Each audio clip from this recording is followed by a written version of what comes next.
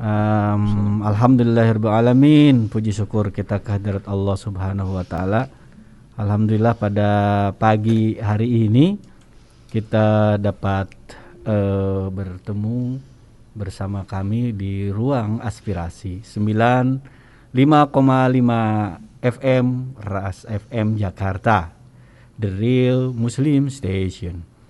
Tentunya harapannya harapan menyenangkan, harapan sehat walafiat ya, para pendengar atau sahabat Ras FM semuanya, juga ya yang sekarang sedang mengalami sakit, tentunya kita sama-sama doakan agar Allah Subhanahu wa taala kembali semua sahabat-sahabat Ras FM diberikan kesehatan, keafiatan oleh Allah Subhanahu wa taala. Amin ya rabbal alamin. Juga tak lupa kita doakan orang tua kita, guru-guru kita, wabil khusus Bapak Kiai Haji Abdul Rasyid Abdullah Syafi'i, mudah-mudahan Allah selalu memberikan kesehatan, keafiatan, sehingga terus mensiarkan Islam. Juga tak lupa assalamualaikum untuk Presiden Rumah Aspirasi Tunanetra Indonesia Bapak Haji Arif Pribadi. Semoga Allah memberikan kesehatan semuanya ya. Juga saudara-saudara sekalian atau para sahabat Ras FM dimanapun saja Anda berada, Allah terus berikan kesehatan, keafiatan kepada kita semua ya.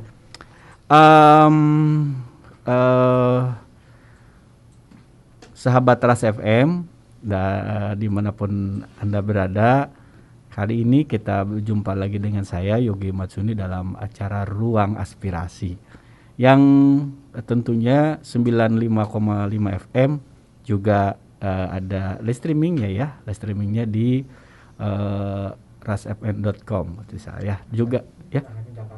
Rasfm Jakarta. Oke. Juga izin Kang Boni ini disiarkan juga oleh radio kami ada suara di radio Suara ITMI ya, direlay oleh radio Suara ITMI, dan ada jam bicara radio jam bicara namanya. Alhamdulillah. Nah ini kalau bicara ini nanti kita akan tuntas siapa sih yang membuat aplikasi ini Kang Boni ya, atau terus kemudian. Dan hari ini kami atau saya ditemani bukan hanya Kang Boni nih, di seberang saya nih, seberang meja itu ada namanya Kang Cahyadi ya. Kang Cahyadi ini adalah ketua komunitas Bravo for Disabilities. Assalamualaikum Kang Cahyadi. Waalaikumsalam warahmatullahi wabarakatuh. Assalamualaikum semuanya. Iya, sehat semuanya Kang Cahyadi ya. Alhamdulillah sehat. Alhamdulillah. Sehat Pak Sony? Alhamdulillah sehat ya. Salam sehat semuanya ya. Iya. Ya, nanti Kang Cahyadi kita ngobrol-ngobrol terkait dengan apa sih Bravo gitu kan? Apa ada kakak dengan terapo? Oh, boleh. Iya. Nanti kita akan sahabat Ras FM akan ngobrol tentang Bravo, tentang disabilitas, tentang banyak hal ihwal tentang disabilitas. Apa saja yang termasuk disabilitas dan lain sebagainya itu Kang Cahyadi ya. Boleh profil singkat Kang Cahyadi. Kang Cahyadi adalah sekarang menjadi diberikan amanah ya, diberikan amanah menjadi ketua Bravo for Disability. Berapa tahun? Apa seumur apa berapa tahun? Iya, kenalkan saya Cahyadi itu sebagai koordinator umum. Oh, koordinator umum. Kita koordinator umum di Bravo siap. Karena kita komunitas baru Pak Sony. Baru ya? Kemarin bulan Maret ada raker kita pemilihan koordinator umum, dan diamanahkan saya jadi koordinator umum Bravo for Disabilities. Oke. Berapa tahun Kang Cahyadi itunya? 3 tahun. 3 tahun ya? Wah, kalau 3 bulan seumur jagung berarti. 3 lumayan lah udah bisa. Kalau punya bayi berarti sudah bisa titah-titah segala macam gitu kan, lebih dari itu ya. Oke. Sebetulnya Bravo itu apa sih? Sebelum karena pepatah mengatakan tak kenal maka tak cinta maka tak sayang. Tak sayang. Gitu. Iya gitu. Iya. Apa sih Bravo itu? Sosok apa Bravo for Disabilities ya? Silakan. Oke, Bravo for Disabilities ini berdiri sudah di tahun 2005. 2005 ya. 2005 di bulan penuh cinta ya.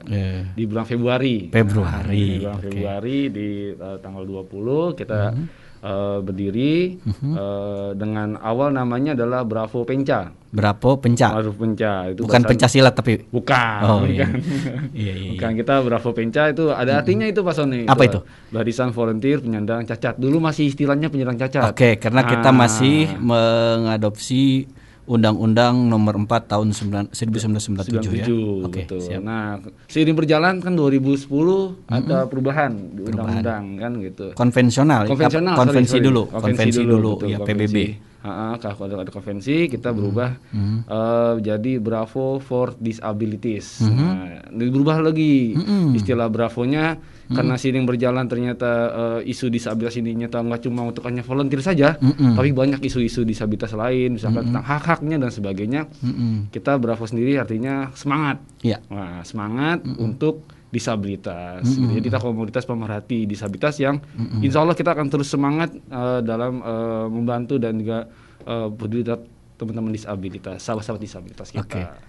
Iya, ya Kang Cahyadi, menarik sekali kalau kita bicara itu. Artinya perkembangannya dari tadinya Bravo Penca menjadi Bravo for Disabilities. Artinya bukan hanya pada volunteer, artinya pendampingan dan lain sebagainya gitu ya. Bukan hanya pada itu, lebih pada semangat. Itu berarti dasarnya dari Convention on the Right for Disabilities itu kan ya. Siap. Betul. Nah, sebetulnya apa saja yang dilakukan oleh teman-teman Bravo gitu. Apa artinya gini? Dari start awal tadinya kan hanya bicara tentang volunteer gitu ya. Itu apa saja sih yang didampingin gitu kan gitu?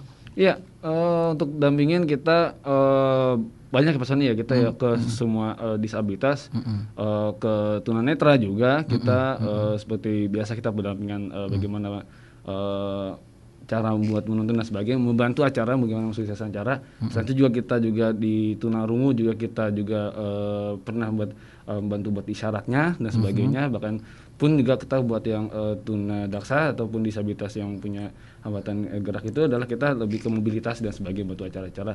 Plus kita juga buat yang teman-teman yang punya keterbatasan dalam intelijensi atau tunagreta dan autis dan sebagainya, kita merangkai bantunya dan buat kegiatan.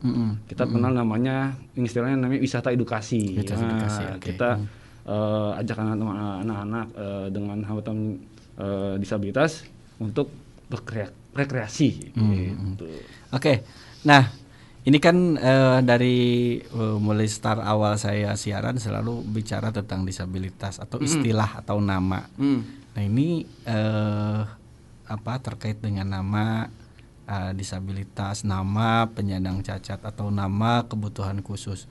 Nama ada lagi gitu ya, nama-nama yang lainnya atau difabel, dama dan lain sebagainya. Nah, menurut Kang Cahyadi sebetulnya perbedaan misalnya antara disabilitas dengan kata-kata kebutuhan khusus itu bagaimana Kang Cahyadi? Oke, iya.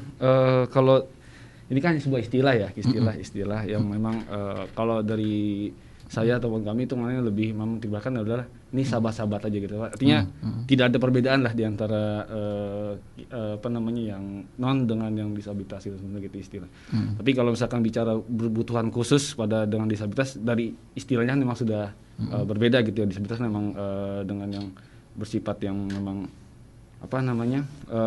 punya keterbatasan lah ya, keterbatasan sebagainya. Walaupun memang kebutuhan khusus pun juga dalam dunia pendidikan juga setiap orang pasti memiliki kebutuhan khusus gitu sih gitu. Jadi emang sebenarnya nggak hampir-hampir sama lah gitu. Pada dasarnya semua punya kebutuhan khusus gitu. Nah, ada juga yang mengatakan special need. Apa ini special need itu gimana Kang Cahyadi?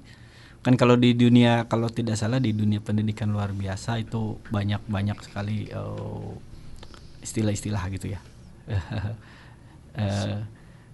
Sama aja sih sebenarnya kan, sebenarnya kan kebutuhan khusus juga sih, nggak jauh beda juga sih Pak Sony. Oh gitu, hanya artinya yang apa namanya yang membedakan di situ gitu ya. Jadi beda kan mungkin kalau yang kebutuhan khusus mungkin kalau dalam dunia pendidikan ya gitu ya. Oh, Pendidikan kan ada kayak anak yang mungkin punya apa namanya khusus gitu ya. khusus misalkan Khusus autis ADHD misalnya. dan sebagainya gitu, yang kayak kesulitan belajar atau hambatan dan sebagainya gitu. Mungkin kalau yang disabilitas mungkin yang bersifat yang fisik dan sebagainya gitu. Oke. Nah, untuk diketahui oleh sahabat-sahabat Ras FM, Kang Cahyadi, sebetulnya yang kategori disabilitas itu yang seperti apa? Karena gini, saya khawatirnya jangan-jangan orang teriris tangan sedikit aja sudah disabilitas karena keganggu gitu ya itunya. Ini sebetulnya seperti apa? Artinya apa, mana saja sih yang termasuk dalam disabilitas? Iya, kalau kita melihat di undang-undangan ya, nomor 8 itu kan ada 4 kategori disabilitas ya, ada disabilitas sensorik ya masalah gitu ya, dan intelijensi dan sebagainya gitu. Ada 4. Ya plus juga sensorik dan sebagainya juga pasti punya ada turunan dan sebagainya, ada yang dengan yang punya keterbatasan penglihatan, pendengaran dan sebagainya gitu. Jadi emang banyak sih, ada yang dulu kita mengistilahkan adalah tunanetra, tunarungu, tunagrahita, tunadaksa dan autism gitu. Bahkan juga ada yang multiple gitu, ada multiple, yang ganda seperti itu. Oke, kalau dulu zaman saya masih sekolah, Kang Jaya disebutnya cacat ganda katanya gitu. Apa ekstrim sekali bahasanya gitu kan ya. Nah, sebetulnya nah ini kan yang perlu dicermati atau perlu disosialisasikan gini. Sebetulnya keberadaan disabilitas itu, keragaman disabilitas itu terdapat kapan sih? Misalnya apakah sudah besar? Kalau saya disabilitas netra itu dari kecil gitu ya, dari lahir bahkan. Nah, sebetulnya bagaimana sih itu awal dan lain sebagainya, supaya sahabat-sahabat dimanapun tahu gitu ya. Itu Kang Cahyadi. Iya, kalau yang saya tahu gitu ya dalam ilmuwan yang dapat, bahwa untuk disabilitas ini memang tidak dipungkiri itu bisa terjadi kapan saja ya Pak Sony ya. Kalau dulu istilah di dalam dunia ilmuwan itu adalah namanya ada prenatal, natal dan postnatal gitu kan. Jadi ada yang ketika sebelum lahir, ada yang ketika pas lahir ataupun memang mungkin sudah saat dewasa dan sebagainya seperti itu. Memang peran diri sedang kita mendeteksi diri kita gitu ya, termasuk juga orang tua juga mesti tahu gitu tentang hal-hal yang berkebutuhan khusus gitu ataupun dengan disabilitas gitu. Nah, bicara kandungan atau sebelum lahir atau prenatal, ya itu ada nggak sih mungkin Kang Cahyadi tahu itu penyebabnya apa sih sebetulnya kan gitu? Wah, penyebabnya ya? Penyebabnya ragam sih Pak gitu. Jadi kita untuk pastinya memang kita memang lagi-lagi kita kembali kepada kuasa Allah SWT gitu kan, bahwa hitungannya memang pada akhirnya kan setiap anak adalah istimewa gitu kan ya. Sepertinya kalau bicara penyebabnya memang ada yang bilang gitu ya, ada yang bilang memang ada orang tua yang mungkin sebelumnya sering mengkonsumsi obat-obatan, lalu juga mungkin juga misalkan orang tuanya mungkin ada kecelakaan atau apa gitu, atau ada istilah juga mungkin lahirnya sebelum waktunya gitu, atau kita sebutnya ada yang prematur dan sampai di inkubator dan sebagainya, mungkin ada kecelakaan 1-2 hal itu. Dan juga bilang juga ada juga faktor makanan gitu, makanan gitu yang memang perlu diperhatikan gitu. Makanya zaman sekarang kan tukannya kan kalau kita kesehatan kan ada yang mesti kontrol dan sebagainya. Sebenarnya memang tuh perannya sangat penting gitu untuk kita mengetahui bagaimana kondisi dari si calon anak ini sebagainya gitu mungkin. Oh gitu. Jadi emang gini Kang Cahyadi, kalau kita lihat sama makanan orang pasti makanan, wah di sana makan enak murah gitu kan gitu, nggak dipikirkan itu apa makanan sehat, nah betul, gitu kan gitu. betul. Minyaknya bagus nggak gitu ya? Minyaknya bagus nggak gitu kan gitu. Oke. Artinya itu hanya apa namanya, semuanya itu takdir Allah. Takdir gitu ya. Allah, benar. Takdir Betul, Allah. betul. Iya. Kemudian apa namanya, kalau itu hanya sebagai istilahnya apa ya, pengetahuan kecil gitu. Iya, hanya apa ya, pengetahuan manusia gitu ya. Manusia mungkin mengira seperti ini, tapi kalau bicara faktor dan sebagainya emang kembali lagi kita emang harus qadarullah ya. Qadarullah. Oke, baik. Iya Kang Cahyadi. Nah, kita sih itu kita pastikan bahwa semua yang Allah ciptakan tetap sempurna. Betul. Ya, laqad khalaqnal insana fi ahsani taqwim. Jadi Allah ciptakan manusia itu dalam keadaan sempurna. Iya, qadarullah. Baik. Hanya begini Kang Cahyadi. Betul bahwa yang Allah ciptakan manusia itu sempurna. Tapi kembali kepada manusianya. Nah, ini Kang Cahyadi, terkait dengan pola nih. Kan kita ada apa gitu, kalau kita bicara dari sebelum lahir, ya sebelum lahir atau kemudian sudah menjadi bayi, lahir gitu jadi bayi. Nah, kira-kira apa sih sebetulnya? Oh, ketahuan nih umur 1 tahun atau 2 tahun kok ada anak saya itu ada gangguan dalam penglihatan. Oh, ada gangguan dalam pendengaran, gangguan dalam bicara atau gangguan dalam gerak. Sebetulnya ada apa yang harus kita lakukan dalam penanganan itu Kang Cahyadi? Iya, di sini peran orang tua ya, ini menarik juga sih. Iya. Dengan pagi dengan sekarang banyak yang peran ibu yang sudah banyak yang bekerja dan sebagainya, memang pertama adalah perhatiannya Pak Sony gitu ya. Untuk deteksi dini potongannya memang biasanya orang anak baru lahir kan orang tua biasanya langsung bagaimana mendeteksinya, misal ngajak anak main untuk lihat, oh nyata nih anak nih punya ada hambatan penglihatan atau pendengaran, diajak ngobrol dan sebagainya. Mungkin itu. Oh gitu. Nah, sebetulnya banyak yang harus kita bahas ini karena sampai jam 1 atau jam 13 siang. Cun terus di Ras FM 95,5 Jakarta, The Real Muslim Station.